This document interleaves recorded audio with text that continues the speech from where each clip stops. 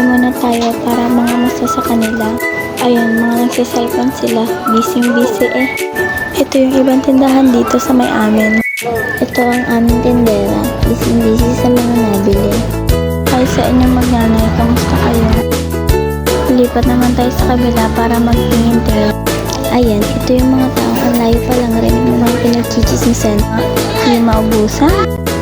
Yan, ganito kasi. Ayan naman yung ibang tindahan sa dulo. Medyo busy na sila kaya huli na natin silang puntahan. Pakita raw natin sila sa camera. Ayan, naglalabasan na ang mga tao dito. Ito naman ang tindahan sa kabila. Balik na po tayo sa tindahan natin.